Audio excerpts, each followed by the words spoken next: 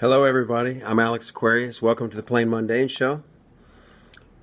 I'm going to read for you tonight something that I wrote a long time ago. I wrote this on August 27th of 1985. It's several pages long. I wrote it from about 12:30 in the morning until 4:01 a.m. while I was a Mormon missionary in Argentina, in Cordoba, Argentina, on a mission. I was 20 years old. Had just turned 21. And this is what happened. This was on a Monday. It's Tuesday in the AM, but the day was a Monday. It was called Preparation Day for missionaries. That's when they play sports. We'd go play soccer. We would go play basketball. We would do our laundry and meet with other missionaries at a church somewhere and usually play sports. Sometimes we would go on tours, climb mountains, visit, go on tours of museums. We even visited a slaughterhouse one time and saw cows get slaughtered, which I think back now. Or as a group of missionaries touring the slaughterhouse. But this was my experience that changed my life. It was the first experience I ever had that was out of body, where I went up into heaven and I met God. I met God the Father and Christ on his right hand side. They did not say who they were by name, but that's who I think they were. They spoke to me. One of them spoke to me. I'm going to read the story. This was on the day when we were playing soccer, and we had met with some sister missionaries and some others, and my companion, we called them comps. I was with, my companion's name was Juan Riboldi. And that night, about 7:30, we'd gotten changed back into our suit and tie, and we were going to go teach a lesson that night about 7 o'clock. It says, when we got there, I was all but ready to teach with the Spirit. I was dirty from changing, without a shower, and my mind was filled with the fun day's activities. I remember walking in, putting my bag down, taking my coat off, and sitting down in the same old spot where I usually sat, next to the wall with my back. Sitting on my right end of the table was Isabeth, daughter of 14. On her right, directly in front of me, was Oscar, the 11-year-old. On his right, his younger sister, 9, and the mother, with the 4-year-old in her lap. And on her right, her husband, who was sitting on the opposite end of the table from Isabet. On his right was my companion, who sat on my left against the wall with me. All of us gathered around the table, as we always did for the discussions. We had come to give the 5th discussion of the 6 in total. The family had not been progressing very much. Even though they had loved the meetings and the children and the mother wanted to be baptized, the man was still having doubt. He kept giving signs of still being partial to his church, but yet he told us he believes a lot of the things that we taught him. So he said, I'm glad you're teaching me because you helped me with things that I didn't know or doctrine, and they helped me to get closer to God, etc. He didn't really have a thing to share with me, and that was really an answer to what I was thinking. We were in the new discussions. These were the new ones made to be taught with the Spirit instead of by rote memory. I figured out in the instructions, they said at this point, talk about the spiritual experiences from the last visit.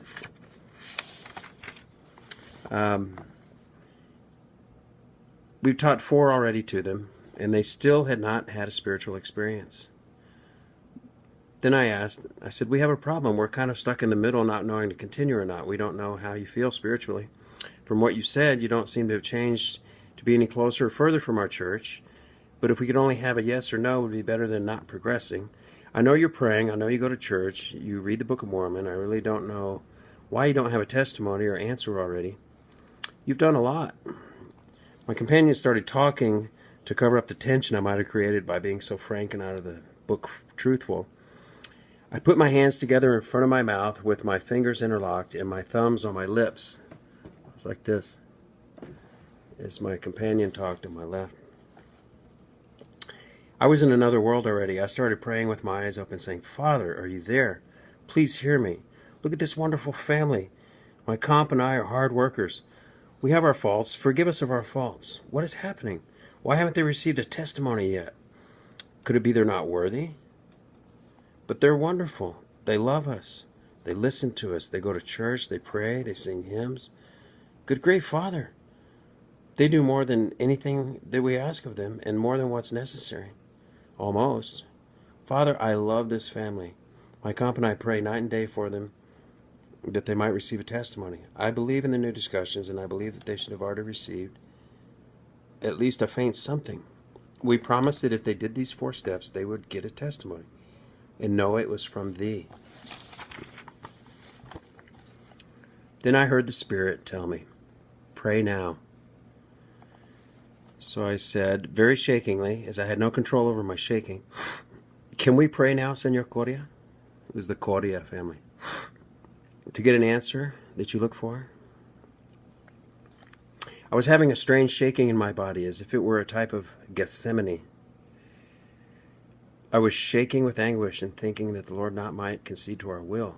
Also thinking that without us, they might never have the chance to get sealed together in the holy temple. My body was so tense that I thought I would have shattered, as if I were tossed on the floor like a glass jar, and I actually could not move.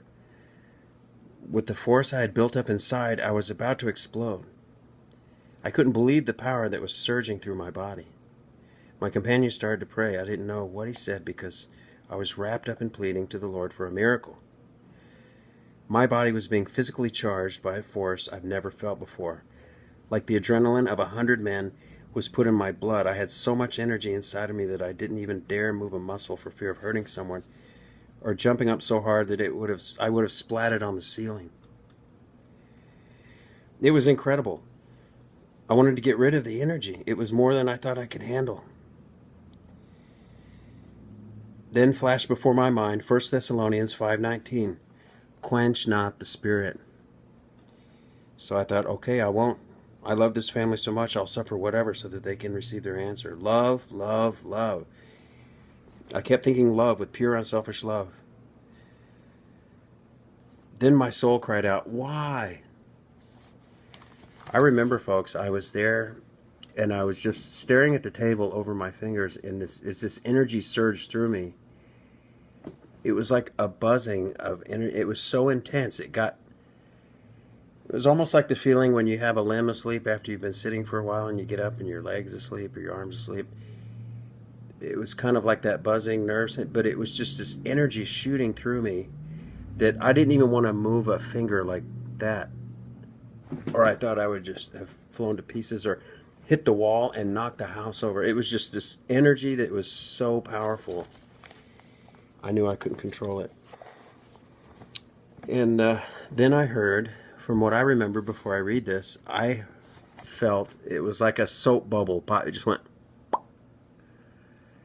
And I instantly was out of my body and just surging up into space and just flying upward into the blackness of night. It was dark outside and I was flying up.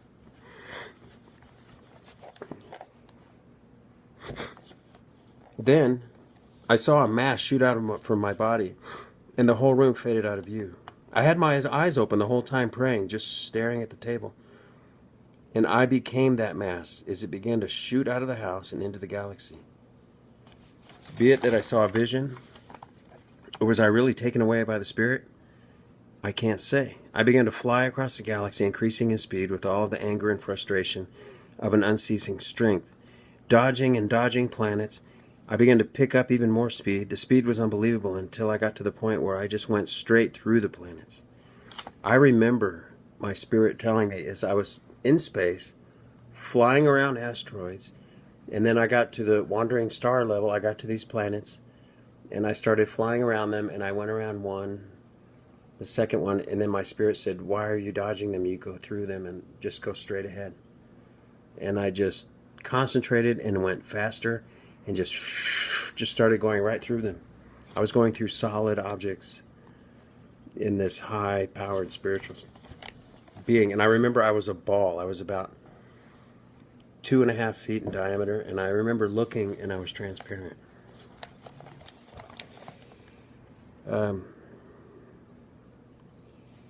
So then, let me find where I was at.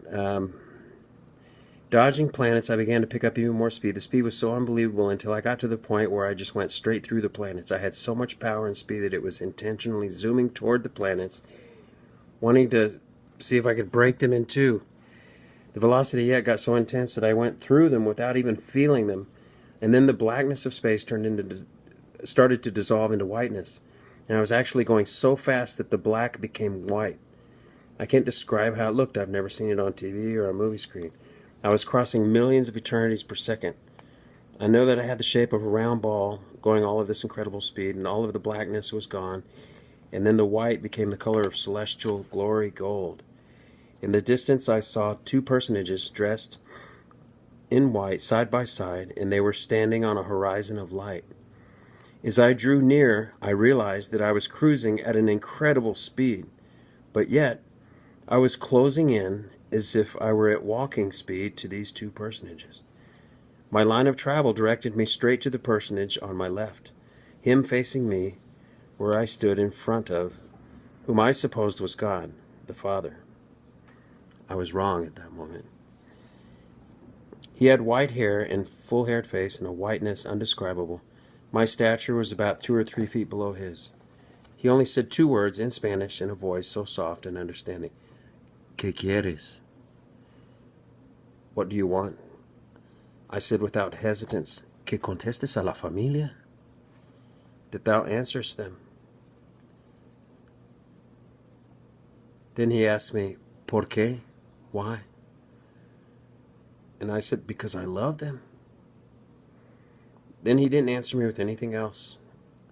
I found myself pondering, saying to him, just look at them. And I waved down to the floor, and we looked through the floor. It was, I can't describe what it was, whether it was like looking glass or it was transparent, but you could see right into the house where we were all sitting around the table. I even saw myself and the whole family. From about 20 feet above, the roof was insignificant. We were just looking at the family, and the 3 of us were looking at the family.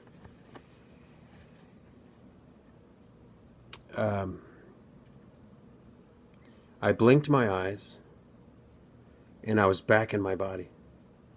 And I was just staring at my hands and staring at the table. The prayer had been finished by my companion.